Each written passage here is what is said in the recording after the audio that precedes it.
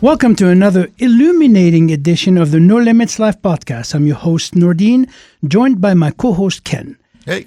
Today's guest is a transformational force who blends spiritual mastery, ancient wisdom, and modern design into a business that doesn't just inspire, it elevates.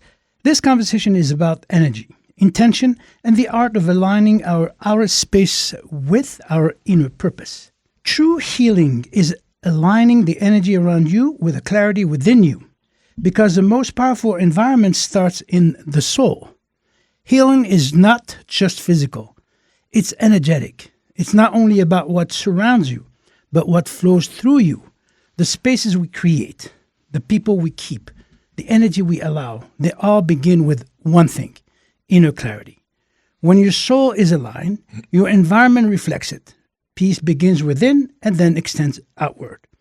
Our guest today has been immersed in the world of semi-precious stones since childhood and is now one of the top experts in energy positioning and crystal healing, known worldwide as the Queen of Rocks. She's the founder of Michal Company, the creator of nature's art Décor, and a sought-after speaker, author, and spiritual coach. Through her energy positioning blueprint, she helps people transform their homes, relationships, and lives. Please join us in welcoming a pioneer of spiritual aesthetic and intentional living, Michal Mael, right? That's right. Thank you. Michal. That sounded great. Wow, who was that? Thank you so much for, we're thrilled to have you here. Thank you very much. I've seen you a couple times before, and we haven't spoken, but I felt that your energy there. And let's begin with today's quote, okay? True healing is aligning the energy around you with the clarity within you. How does that reflect the way you live, create, and guide others through transformation? Well, it's just the way you are. You have to be. So it's about really walking the walk. Mm-hmm. It really is. Being transformational doesn't mean like, okay, today I'm going to read this book and I'm going to get this quote, and then from this quote, this is the way I'm going to be for today. Mm-hmm. It's really about walking that walk and becoming who you truly are, and the beingness of being a soul person here on earth, connected and grounded. That's the ticket. It's interesting you say that because, I can feel that. And, the idea of this show is to bring awareness. And, starting with a quote, and as I mentioned to Ken before we started the show, and about quotes. You read a quote, as you said, something in the book, and think that that's going to change your life. It doesn't. What changes your life, as you mentioned, is whether or not you feel that. Whether or not you are going to walk the talk and apply that wisdom in your life. Does it ring a bell? What does it do when people just read a message? Or some of us may feel something, yes, and I'm 100%. sure what I'm talking about. Yeah. And some of us just swipe, and 2 minutes later. It's about that spark. Now, if we can grab that spark and allow that to grow, like really just then close your eyes and listen. So there is something very powerful here. If we can grasp that, can you elaborate on that? How do we do that? So it's about breath. It's really about getting quiet for that moment. So you see Getting that quiet. spark, and then you get quiet. Get You're into like, that stillness, right? You have to. Within the stillness is where everything actually lies. Yeah. Within the intangible lies reality. Within the tangible lies illusion. And we live in that illusion. Exactly. And if that's you the danger. That's the danger, is if you start like, oh, and this happened to me, and then that happened to me, and then I should say social media is really we intended hard it in a on web people. of ego-driven mentality, ego-driven society, ego-driven engagement, even in partnership, whether it's in relationship or in business. We tend, if we don't get to that element of stillness, we get to be, or there is an element of competition. 100%. The think ego about what wants, is the ego? Wants. Me. But why? Why do we have ego? So the ego is a survival mechanism Absolutely. that's on overdrive. And if I we love this overdrive. and if we allowed that, meaning making machine to stay on overdrive, man, it rules your roost. It rules you. So would 100%. you say that when we are entangled in that machine and it's on overdrive, then we are living in illusory world? 100%. Or we live in this minutia, and then it creates chaos and confusion. Create chaos. Right? And then with that, then we start, but we're used to it. Now remember that our parents, most of our stuff is 4 generational back, Absolutely, right? yes. So now we already have their stuff, and now we're in our hamster wheel, and we're running. Yeah, We're running. And it's interesting. We were talking about this in another show, and I was talking about inheriting our ancestors' problems, even mental health That's right. issues. That's right. And so that generational, sort of heritage, if we're not aware that it's actually what we are feeling, what we're doing, and where we're living, then there's nowhere for us to even comprehend it or move past it. The You have to clear it. For You have to clear it. Exactly. It's about clearing. Everything is about clearing.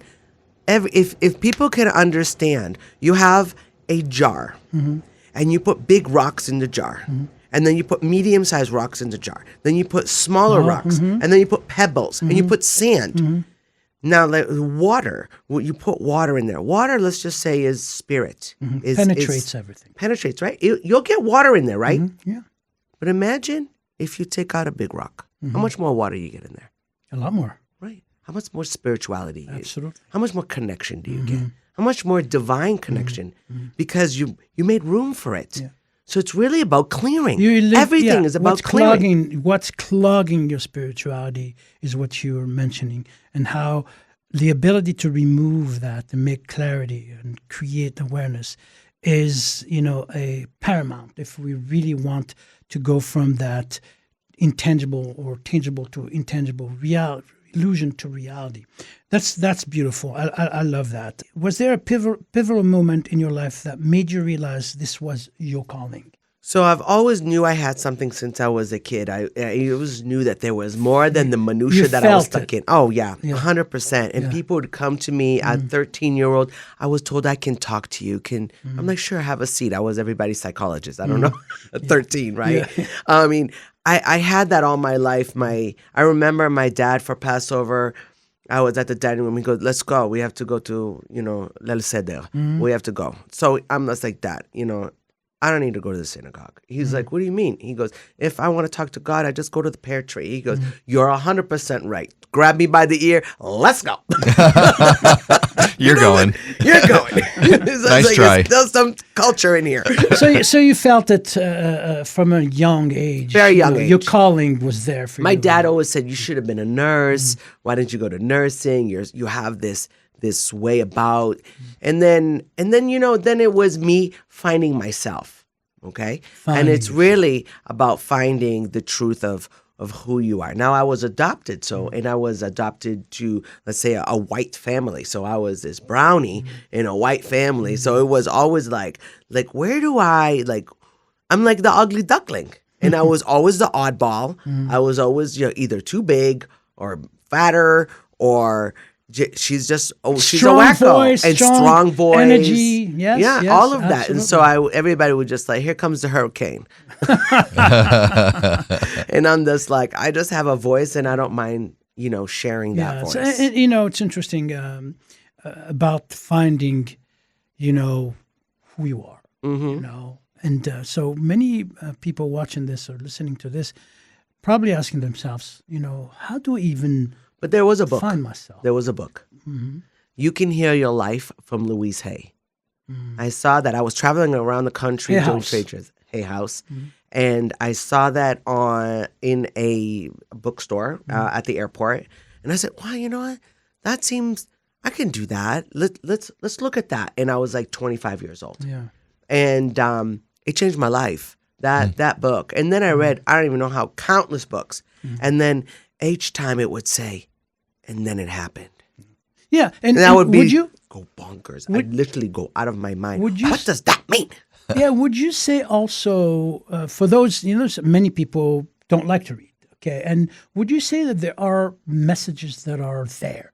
And paying attention to those messages, Ken and I were talking about that the other day, look for is the paramount. signs. And they can come via books. They can come via someone else saying something to you that really is profound, You can have, visions. You can be, one day I was driving. experiences, Yeah, I though. came back from San Diego. I was driving, and it was night, and it was a bridge, and I was asking myself. I was going through something, and I couldn't find the answer, and it was right there on the bridge, written. I was like, some of you are going to say, "Well, this is woo woo." It's not woo woo. It's just reality. I've seen it happen to me Exactly. personally. So, I know it's the truth. So true messages like that. It's a big. So I guess what I'm trying to say is the more we tune in, the more we can attract those messages. That's right. And let them flow through Allow them. us. Allow them Allowing to it. show up. Exactly. So Because they are showing up. We're just not seeing them absolutely. with these set of eyes. So once you start taking the veil off your eyelids and off of your eyeballs, and you just say, let me just experiment. A big thing that happened to me is my dad died, and I helped him through that whole process. Did I know I was going to do Transition. that? To transition? Absolutely not. Did it change my life? 100%. Yeah. I understood what death was afterwards because there's no such thing as death. It's transitioning. Yes, the transition to another A spirit. space. Yeah, It was incredible absolutely. when you watch the body, but then but then you're like, but that's just a body. That's no energy there. The energy was gone. It We was return to mind-blowing. source. So you've had this journey, right? You've been reading books, and so how did you decide with this healing journey that you're on? How did you decide to create a business out of it? Oh, well, actually, I didn't want to. Why? I was doing the work for me, just for me. And I always used to say, no, I'm not going to do one-on-ones. I'm not doing retreats. I'll be the mouth of the work, right? Yeah. I love to speak. So I would be the one that talks about clearing work and doing that. But I'm not going to be the facilitator in any means. And then. So what got you to do it? Oh, well, my teacher.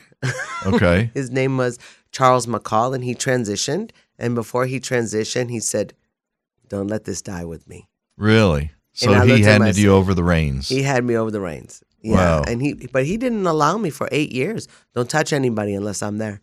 Don't look. Don't even think about it. And it was a tough training. It was like, I used to always say, he doesn't love me. So were you pretty successful right from the beginning, or did it take you a while to figure out what you're doing? Well, I was, not that I was successful or whatever. It was more like I was challenged to release. And it's only 3% of the population really will go that deep and to really find things and stretch it out and move through it. And so with that challenge that I was been given and it was hard. I didn't want to, but my heart kept You were pulling fighting me. it. Yeah. I fought it. Fought it for 2 years straight. I'm like, yeah, but Until my you- heart you- was you pulling me. Surrendered. Yeah. Yep. And then So when I you finally surrendered, said what yes. happened? When I surrendered, I finally understood what the word grateful is. I understood what the word real love is. I understood that no matter how hard it was, God was there right next to me. And when I say God, I mean infinite source. Yeah, I mean, absolutely. whatever name you want to put on it. You can put Buddha, you can put Whatever your Yeshua, belief. whatever your belief yeah. is. That's what I was like, oh, I wasn't alone, but I was tortured, but I wasn't alone. Okay. And I had to understand that, I had to learn that learning to get to this point where I am right now. And it was hard, but I don't think if it was easy, if I was on a hammock in Mexico, I wouldn't do it. Right. One of the powerful thing that happens to all of us when we are at the verge of quitting something or not embracing our calling, and we feel like giving up. And that word surrender, many people think that surrendering means quitting. It doesn't mean quitting. surrendering is a very spiritual thing to do. What you're doing is you're accepting who you are. You're accepting your calling and you're embracing it. Surrendering means embracing, as you know. And that's what you did, even though it was hard. It was very hard. But then with that surrendering, I got freedom. You kind of jumped into another realm. Oh, yeah, 100%. And that was from hard to effortless. To effortless. Now, To don't think become- that I don't have bad days. I still have bad But days. what- But it's with love, and it's with love and passion. and passion and happiness. Even though I'm having a hard day, I'm still a happy being. Like people are like, how can you smile? That was horrific. I'm just like, that's life. Yeah. And I have to understand that, and then I don't take it on. So a lot of people take on things. A lot of people take on that energy, that negative energy. I don't allow it to come on me. and I have a boundary, And again, ego Interesting. is but it's a love boundary. has a great not a deal of I mean, when we are in that mode where we are, taking all this negativity and using it as a tool to pick fights or to me, Survival I mechanism. want, I want this and I want that. Pay attention. So paying attention to oneself when we are talking to each other, when we are writing to each other even, and when even you're talking to yourself, what are you saying to yourself? Is there more I and me than not enough us? And we. And we. So that's what we should, of course, we have to use the word I for directional things, for but when we found ourselves, I tell a lot of my coaching clients when they going through issues in partnership or relationship, is to start assessing themselves and assessing each other and writing down, what am I saying to myself? And then you will see the power of writing there in front of you, telling you, hey, you know what? You're in an ego mode right here. And as you mentioned earlier, there's nothing better than being in a love mode, where happiness exists. Yep. And where does love exist? But people don't know what real true love is. They think that love comes from another person. No. It does not ever come from the outside. No, it can't. Will only come Yeah. from the inside. Yeah, we're here to love and not to expect love. Exactly. That's what we're here. And ironically, or maybe not ironically, poor choice of word, love, peace, happiness, God, whatever, is all in here, in the present moment. The minute you will leave the room, it's the minute we start to be unhappy.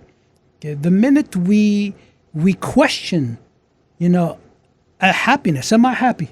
You cease to be happy because you disconnect from it. Happiness is a state of being we connect to, and that is, as you know, here and now. The minute we search for it elsewhere, it becomes elusive. But that's absolutely... It's really sad, actually. It's really sad because a lot of people get married because they feel, oh, he loves me. And what does that really mean? He loves me. He can take care of me. He has financial feeling a being. I might void. get a car. Yeah. I'm going to have food. Yeah, you're feeling a void. Yeah, Absolutely. you're feeling a void, but that void isn't real. The No, void is not absolutely. real. It's And not then long-lasting. resentment shows Yeah. up and all this other stuff comes in because, well, when I was thinking about marrying, I thought this what happens. And the other person's coming with their own baggage and they're like, well, you're not acting like my mother.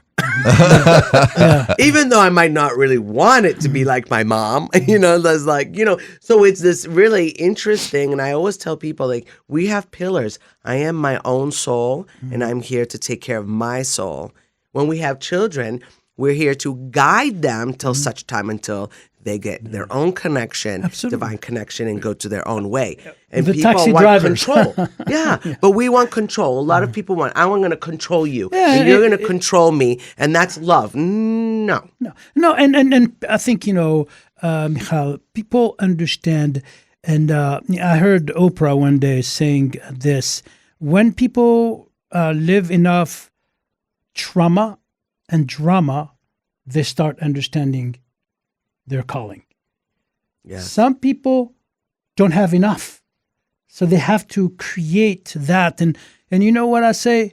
We meet them halfway, and they have to learn their own experiences. We can't be, as coaches, we can't just force them to. You can't take a kindergarten student to a PhD class. Likewise, you can't take a PhD class into a kindergarten, because that level of consciousness is way different. So I think we need to understand where they are from and meet them there and help them out. But when you you're not allowed to tell them also. Absolutely. Like what a big rule for me is I can't tell them what to do. Absolutely not. They have to, because you don't know what course it took, how many lifetimes to get to that position to to learn this one learning. Absolutely. We don't know. Yeah. Right. And then all of a sudden, you took it away from them.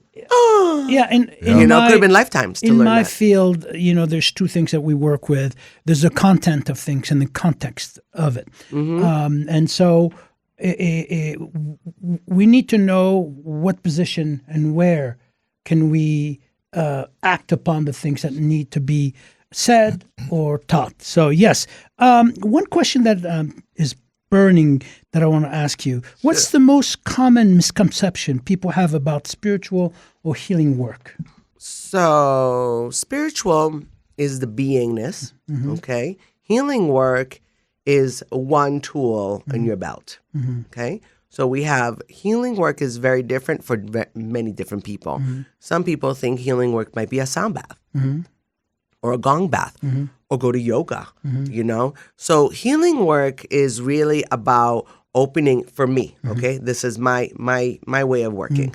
Opening up your higher heart, because your higher heart, when you heal that, it heals your emotional heart that is wrapped around your heart. Like when you're hurting, you can feel it. It's actually feels. You can feel the pressure in your own heart, but that's wrapped around. That's an energy. That's why we have to understand how much of an energy we really are. We are vibration. Absolutely.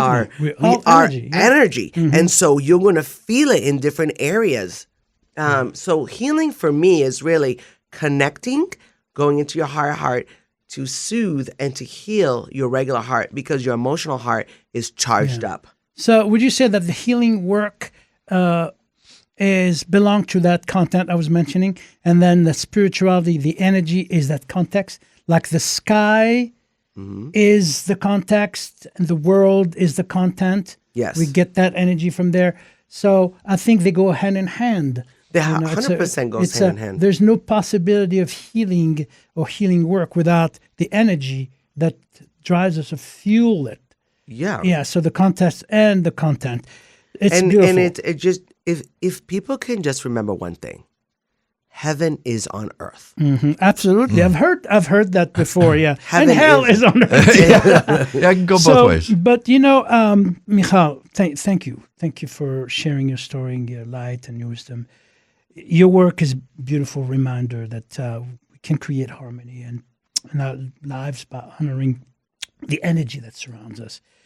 But I want to give you a gift, a token of appreciation for coming on the show. Oh, thank you. And this is my book, Inner Fitness. I hope you enjoyed it. I'm sure you know most of it in there. But that's gorgeous. That's beautiful. Thank you so much and I need to get your book, and I will. Thank you so much. Thank you. Appreciate you. Yes. All right. Well, thanks for tuning in. This went so quickly, but believe it or not, it's almost 30 minutes. Wow. And it seemed like 2 to me. But we really appreciate you taking the time to be with us. And I can tell there's just so much more you can share.